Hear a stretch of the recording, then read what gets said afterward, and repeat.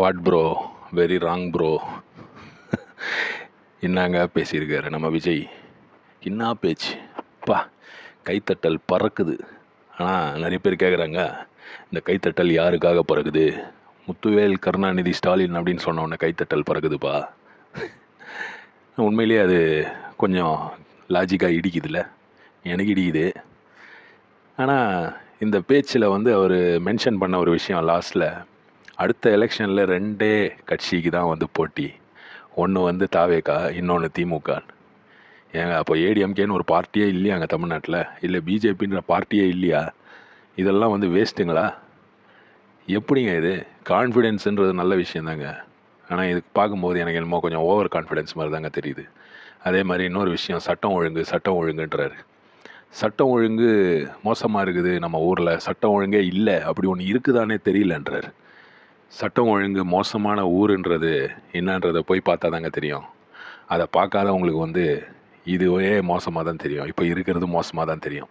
அது வந்து மனுஷ இயல்பு தான். அதாவது சாப்பாடே இல்லாமல் இருக்கான் பார்த்தீங்களா, அவனுக்கு வந்து சும்மா ஒரு சாதத்தை மட்டும் கொடுத்தாலே அவனுக்கு பெரிய விஷயம்.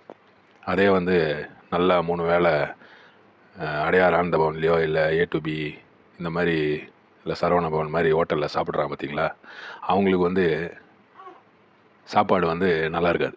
சாதாரண ஒரு கையேந்தி பவன்லேருந்து ஒரு மீல்ஸ் கொடுத்தோன்னா நல்லா இருக்காது. இதே சாப்பாடு இல்லாதவனுக்கு கொடுத்தீங்கன்னா அதனுடைய மதிப்பு தெரியும். சட்டம் ஒழுங்கு இல்லைன்றீங்க. ரோட்டில் வந்து நான் ஒரு விஷயம் பார்க்குறேன். இப்போ நடுவில் டிராஃபிக் போலீஸ் நம்மளுடைய அதிகாரிங்க வந்து இதில் நின்று கை காமிச்சு வண்டிங்களெல்லாம் நிறுத்தி நைட்டில் வந்து ட்ரங்க் அண்ட் டிரைவிங்காக பிடிக்கிறாங்க. சரக்கு அடிச்சுட்டு வண்டி ஓட்டுறவங்கள பிடிக்கிறாங்க. எப்படி நிற்கிறாங்கன்னா, ஒரு 7-8 பேர் நிற்கிறாங்க. ஒரு 2 பேர் அந்த பக்கம், ஒரு 2 பேர் அந்த பக்கம், ஒரு 2 பேர் ஃப்ரண்ட்டில். 2 பேர் வந்து தைரியமாக ஃப்ரண்ட்டில் வந்து பைக்கை நிறுத்துகிறாங்க. சட்டம் ஒழுங்கு இல்லைன்னு வைங்க, அவங்க அந்த வேலையை செய்ய முடியாது. இடிச்சிட்டு போயினே இருப்பான். இடித்து அவன் விழுவான், அவன் ஜெயிலுக்கு போவாங்க. ஆனால் இடி வாங்குகிற போலீஸ்காரங்க எது என்ன வருது? ஒரு பல்சர் பைக்கோ இல்லை ஒரு FZ பைக்கோ இல்லை ஒரு புல்லட்லேயோ வந்து ஒரு மனுஷனை இடித்தா என்ன ஆகும்? அந்த ஆள் கண்டிப்பாக ஆஸ்பத்திரி தான். ஒரு ஆள் 2 ஆள் டிராஃபிக் போலீஸ் அந்த மாதிரி அடிபட்டாங்கன்னா அதோடு வந்து டிராஃபிக் போலீஸ் இந்த வேலைக்கே வரமாட்டாங்க. இந்த ரோட்டில் நின்று கை காட்டி ட்ரங்க் அண்ட் டிரைவிங் பிடிக்கிறாங்க பார்த்தீங்களா, அந்த மாதிரி பண்ண மாட்டாங்க. அவங்க வேறு முறைகள் தான் வந்து யூஸ் பண்ணுவாங்க. US மாதிரி நாடுகள்லாம் ரோட்டில் வந்து ஸ்டாப் பண்ணுறதுன்றது சைடில் நின்றுட்டு லைட்டு தான் காட்டுவாங்க. இங்கே ஏன் அவங்க சென்டரில் வந்து நிற்கிறாங்கன்னா, இங்கே சட்டம் ஒழுங்கு இருக்குது.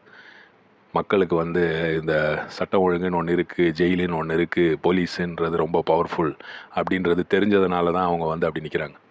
சட்டம் ஒழுங்கே இல்லைன்னு சொல்கிறது வந்து ரொம்ப சின்ன பிள்ளைத்தனமாக இருக்குது.